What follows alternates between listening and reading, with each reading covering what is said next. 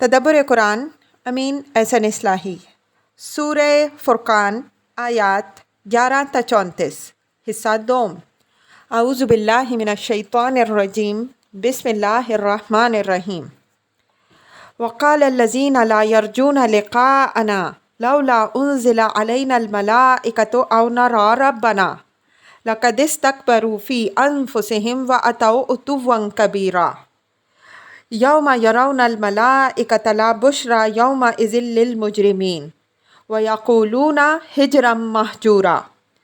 الذین لا یرجون لقاءنا سے قرآن میں مستکبرین کے اس گروہ کو تعبیر کیا گیا ہے جو خدا کے حضور پیشی کے اندیشے سے بالکل نہ چنت اور بے خوف تھا۔ اس گروہ کا جہل و غرور اور اس کا گھمنڈ دوسرے کفار و معاندین سے کہیں بڑھ چڑھ کر تھا۔ اس وجہ سے اس کا ذکر الذین کفروا کے لفظ سے نہیں ہوا بلکہ ایسی صفت کے ساتھ ہوا ہے جس سے اس کا غرور پوری طرح بے نقاب ہو سکے۔ اس گروہ کا مطالبہ یہ تھا کہ اگر محمد صلی اللہ علیہ وسلم کے پاس خدا کا فرشتہ آتا ہے جیسا کہ ان کا دعویٰ ہے تو آخر ہمارے پاس فرشتے کیوں نہیں آتے، یا ایسا کیوں نہیں ہوتا کہ خود خدا بے حجاب ہو کر سامنے آئے اور ہم اس کو دیکھیں۔ یہ مطالبہ ظاہر ہے کہ وہی لوگ کر سکتے ہیں جو بالکل ہی سرپھرے، مغرور اور ساتھ ہی پرلے درجے کے احمق ہوں۔ اس وجہ سے ان کی اس احمقانہ بات کا جواب دینے کے بجائے ان کے اس غرور پر ضرب لگائی۔ فرمایا کہ ان لوگوں نے بڑی اکڑ دکھائی کہ خدا اور فرشتوں کو دیکھنے کا مطالبہ لے کر اٹھ کھڑے ہوئے۔ ان کو اندازہ نہیں ہے کہ خدا اور فرشتوں کو دیکھنا کیا ہوتا ہے۔ خدا تو درکنار، جب وہ دن آئے گا جس دن یہ فرشتوں کو دیکھیں گے تو وہ ان کے لیے خوش آئند دن نہیں ہوگا، بلکہ اس دن پناہ پناہ پکار اٹھیں گے۔ آگے اس دن کی ہولناکی کی مزید تفصیل آ رہی ہے۔ ہجرم مہجورہ کے ایک معنی تو سخت پردہ اور اوٹ کے ہیں۔ اس کے معنی میں یہ لفظ اسی سورہ کی آیت 53 میں آئے گا۔ دوسرے یہ استفاضہ کے الفاظ ہیں، اور یہ رائے بھی پائی جاتی ہے کہ جب اس مفہوم میں یہ لفظ آتا ہے تو بالکل ہی اسی شکل میں استعمال ہوتا ہے اور فعل محذوف سے منسوب ہوتا ہے جس طرح معاذ اللہ استعمال ہوتا ہے۔ وَقَدِمْنَا إِلَىٰ مَا عَمِلُوا مِنْ عَمَلٍ فَجَعَلْنَاهُ هَبَاءً مَنثُورًا۔ فرمایا کہ ان لوگوں کو اپنی جن خدمات اور جن کارناموں پر بڑا ناز ہے اور جن کی بنا پر وہ یہ سمجھتے ہیں کہ اس دنیا میں بھی وہ ملک و قوم کے ہیرو سمجھے جانے کے حقدار ہیں، اور اگر آخرت کوئی چیز ہے تو وہاں بھی ان کو بڑے سے بڑا مرتبہ ملے گا۔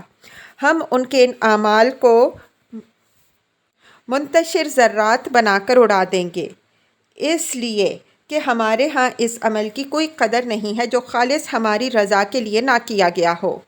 وَقَدِمْنَا إِلَىٰ مَا عَمِلُوا مِنْ عَمَلٍ کے اسلوب بیان سے یہ بات نکلتی ہے کہ ہم خود آگے بڑھ کر ان کے ہر عمل کو ٹھکرا دیں گے،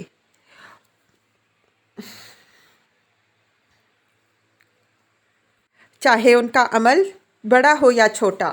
یہ اللہ تعالیٰ کی طرف سے ان کے اعمال کی انتہائی تحقیر کی دلیل ہے۔ اصحاب الجنۃ یومئذ خیر مستقرا واحسن مقیلا۔ یہ ان کے مقابل میں اہل جنت کا حال بیان ہوا ہے جن کو یہ اس دنیا میں نہایت حقارت کی نگاہ سے دیکھتے ہیں۔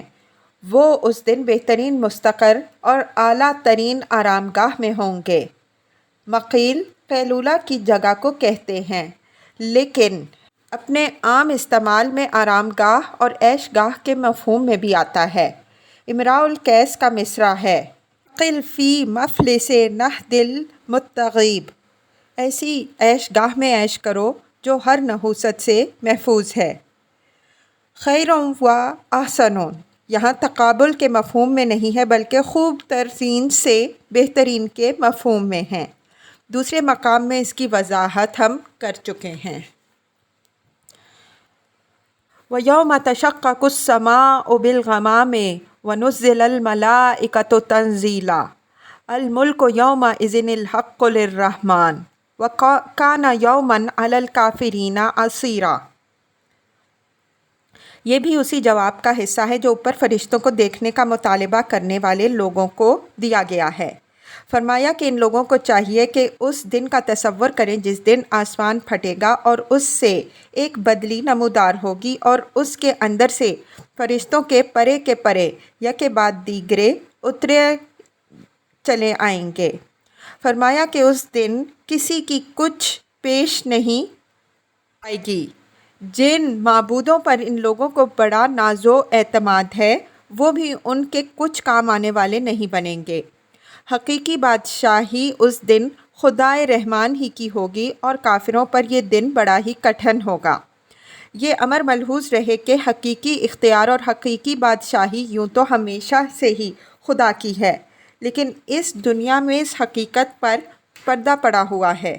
اس وجہ سے نادانوں کو مغالطہ ہو جاتا ہے اور وہ اپنی خدائی کا ڈنکا بجانے لگتے ہیں، لیکن قیامت کے دن ہر شخص پر یہ حقیقت واضح ہو جائے گی کہ سارا زور و اختیار صرف اللہ ہی کو حاصل ہے اور دوسرے کسی کو بھی کوئی اختیار حاصل نہیں ہے۔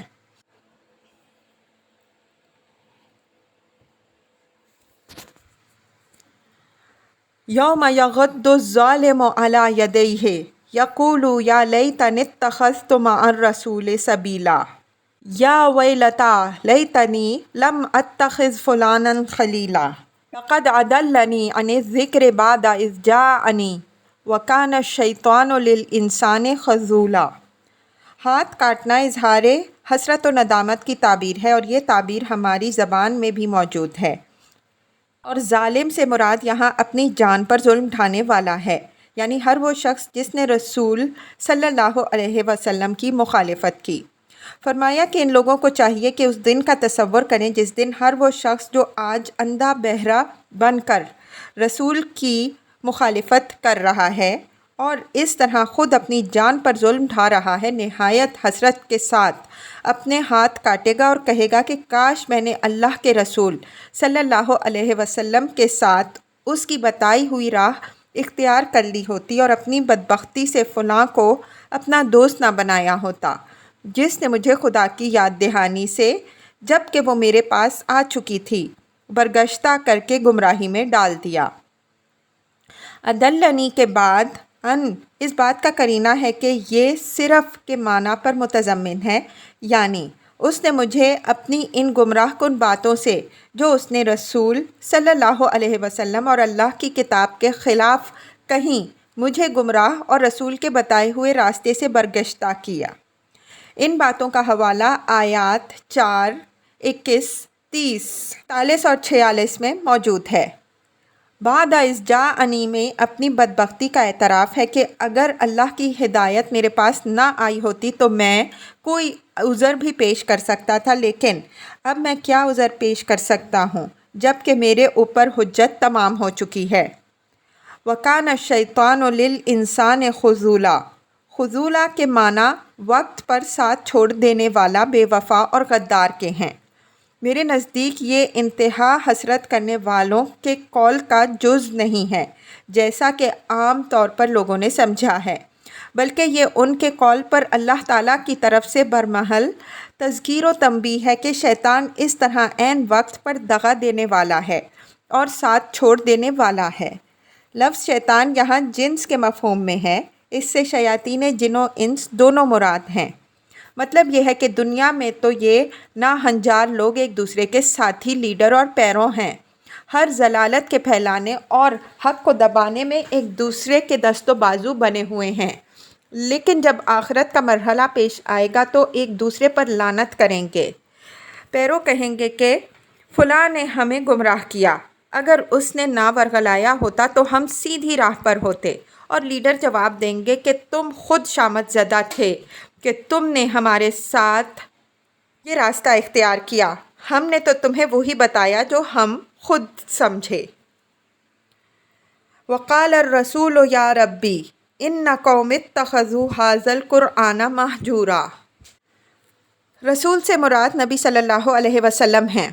مطلب یہ ہے کہ ایک طرف تو قرآن کو جھٹلانے والے خود اپنی بدبختی پر اپنے سر پیٹیں گے، دوسری طرف نبی صلی اللہ علیہ وسلم بھی اپنے رب سے شکوہ کریں گے کہ اے رب، میں نے تیری کتاب پوری دل سوزی کے ساتھ اپنی اس قوم کے سامنے پیش کی، لیکن ان لوگوں نے اس کی کوئی قدر نہ کی بلکہ نہایت ناقدری کے ساتھ اس کو ٹھکرا دیا۔ حضور صلی اللہ علیہ وسلم کا یہ شکوہ ان اشقیاء کے تابوت میں آخری کیل ہوگا جس کے بعد ان کے لیے زبان کھولنے کی کوئی گنجائش باقی نہیں رہ جائے گی۔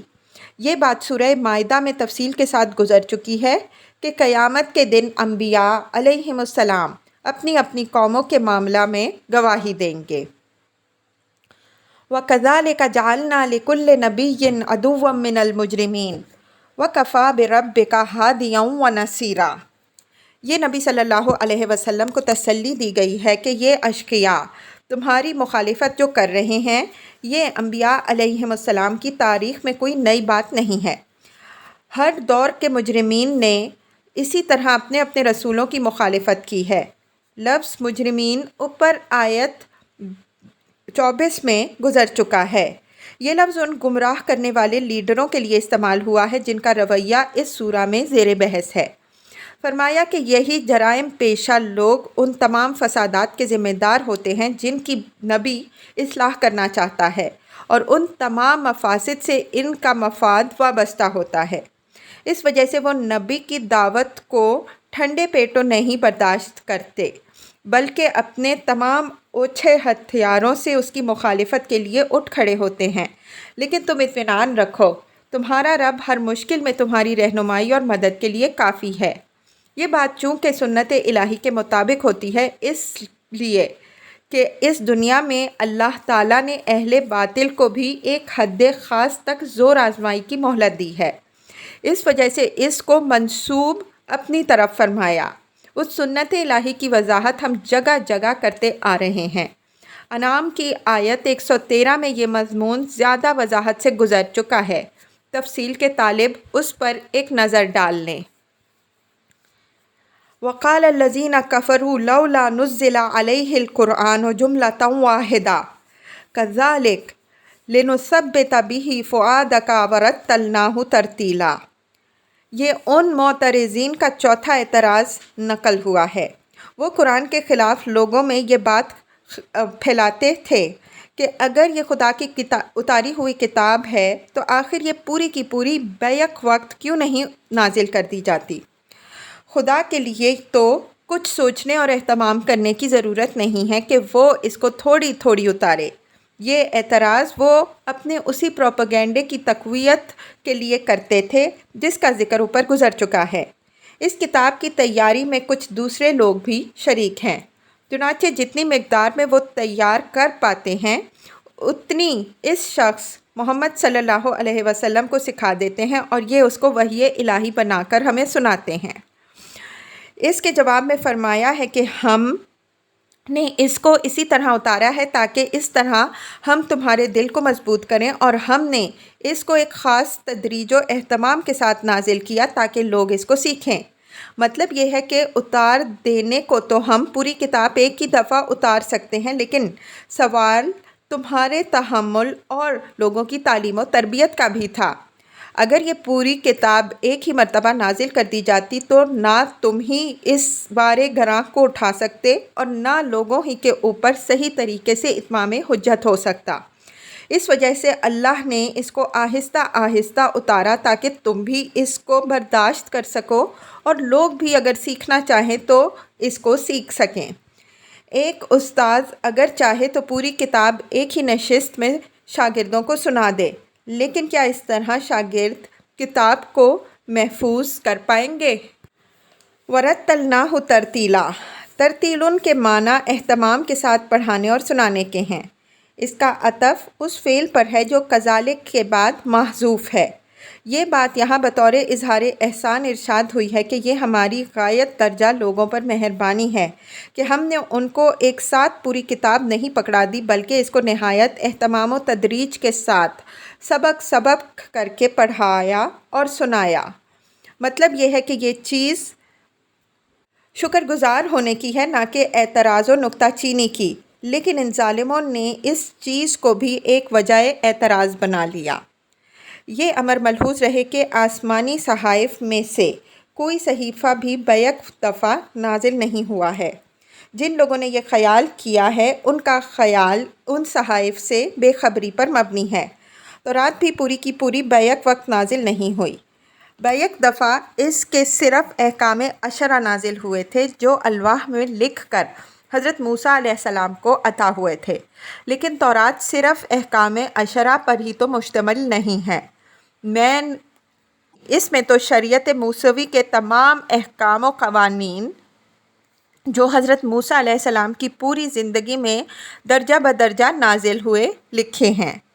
ان میں بہت سے احکام ایسے ہیں جن کے متعلق قرآن اور تورات دونوں میں یہ تصریح موجود ہے کہ یہ حضرت موسیٰ علیہ السلام کی ہجرت سے پہلے نازل ہوئے۔ بہت سے احکام دریا عبور کرنے کے بعد یا صحرائے سینا کی زندگی کے دور میں نازل ہوئے۔ اسی طرح انجیل تمام تر سیدنا مسیح علیہ السلام کے مواعظ حکمت پر مشتمل ہے جو مختلف مواقع حسب اقتضائے حالات آپ پر نازل ہوئے اور آپ نے ان سے اپنی قوم کو انذار کیا۔ یہی حال زبور کا بھی ہے۔ یہ حضرت داؤد علیہ السلام کی ذو مناجاتوں اور تلقیات پر مشتمل ہے جو وقتاً فوقتاً آپ پر القاء ہوئیں۔ غرض یہ خیال بالکل بے بنیاد ہے کہ ان میں سے کوئی کتاب بھی بیک دفعہ مابین الدفتین نازل ہوئی۔ آخر ایسا بھی کیسے سکتا ہے؟ حضرات انبیاء علیہم السلام کوئی مصنف نہیں تھے کہ پوری کتابیں لکھ کر ایک ہی دفعہ لوگوں کے ہاتھوں میں پکڑا دیں۔ وہ داعی، معلم اور مزکی ہوتے ہیں۔ انہیں ایک پوری مریض قوم کا علاج اور تزکیہ کرنا ہوتا ہے۔ ان کے اس فرض منصبی کا فطری اور قدرتی تقاضا یہ تھا کہ وہ اس اصلاح کی راہ میں تدریج کے ساتھ قدم آگے بڑھائیں اور ہر قدم پر ضرورت کے مطابق ان کو اللہ تعالیٰ کی طرف سے رہنمائی حاصل ہو۔ جہاں تک مجھے علم ہے، علماء اہل کتاب بھی اپنی کتابوں میں سے کسی کتاب کے بیک دفعہ نازل ہونے کے مدعی نہیں ہیں، اور اگر کوئی ہے تو اس کا دعویٰ خود اس کی کتاب کی تصریحات کے صریح خلاف ہے۔ ہمارے مفسرین یہ بات جو لکھتے ہیں کہ تورات، زبور اور انجیل بیک دفعہ نازل ہوئی ہیں، یہ صحیح نہیں، غلط ہے۔